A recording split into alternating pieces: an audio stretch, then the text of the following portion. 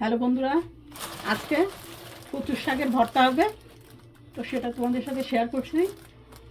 এই আজকে এখানে 2 মুঠা কচু শাক আছে। শাকগুলো অনেক ফ্রেশ। এখন এখানে আমি এই শাকটা সুন্দর করে কুটে বেছে ধুয়ে নিব।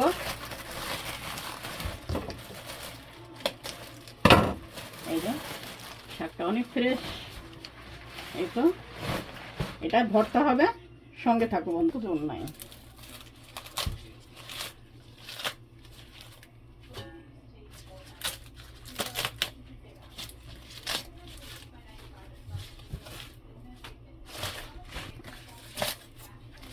এভাবে শাকটা অনেক ফ্রেশ। এই শাকটা আমরা মান্নান থেকে নিছি। শাকগুলো অনেক ভালো ছিল আজকের।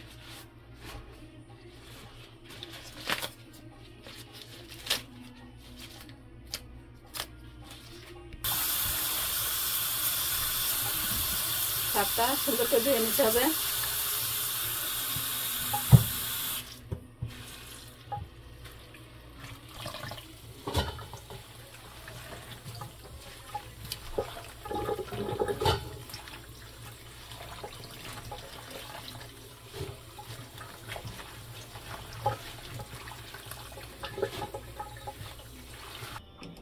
বন্ধুরা, এখানে আমি পানি গরম দিছি শাকের জন্য। পানিটা ঢেকে দেব।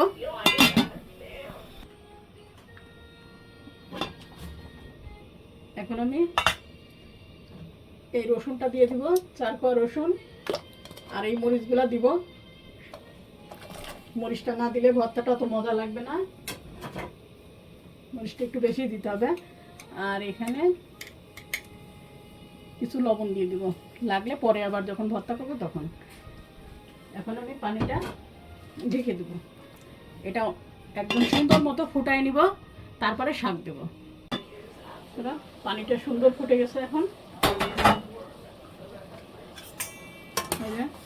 পানিটা সুন্দর ফুটছে। এরকম ভাবে দিলে শাকগুলো সুন্দর গলে যায়, শাকের ডাটা শাক। এই জন্য আমি পানিটা সবসময় ফুটাই নিই।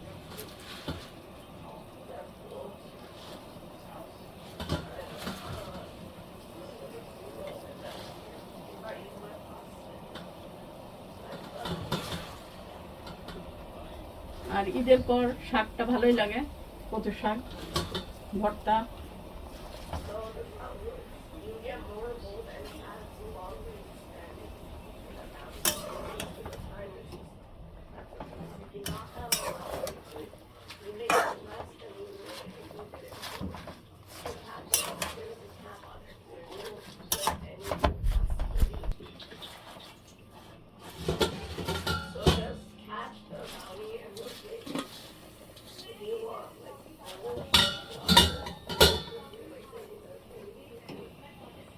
এখন আমি এটা দিয়ে ঢেকে দেবো।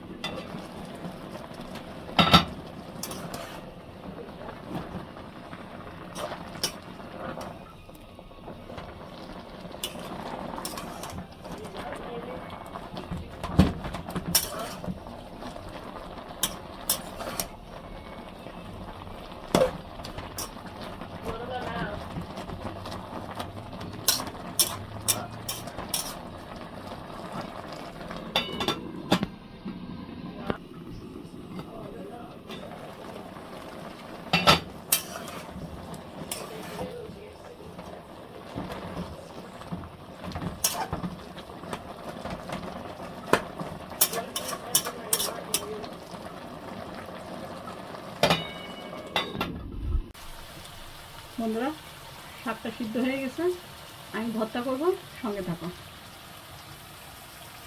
বন্ধুরা, এখন এই যে কচু শাকটা সিদ্ধ হয়ে গেছে, আমি এখন ভর্তা করব। এখানে আমি সরিষার তেল নিয়েছি, এটাতে লবণটা চেক করে তারপরে লবণ দিব। এখন সরিষার তেল দিয়ে শাকটা মেখে নিব। আর মরিচ তো দিয়েই দিছি, প্রথমেই দেখেছ। এখন এই যে তেল দিচ্ছে।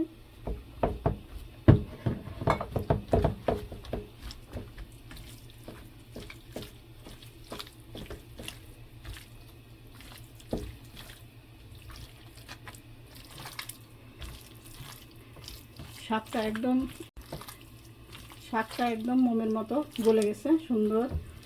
আর এই শাকটাতে মানে চুলকায় না মুখে, সুন্দর খাওয়া যায়। শাকটা যখন আমি ধুইছি, আপনাদের ভাইয়া ভর্তাটা করতেছে, আর শাকটা যখন আমি ধুইছি তখন আমার হাত কিন্তু একটু চুলকায়নি। এই জন্য আমি এটা মুখে দিয়ে দেখলাম কোনো মুখ চুলকাচ্ছে না। এখন এই যে লবণটা টেস্ট করতেছি, লবণটা ঠিক আছে, আর কিছু লাগবে না বন্ধুরা। তো শাকটা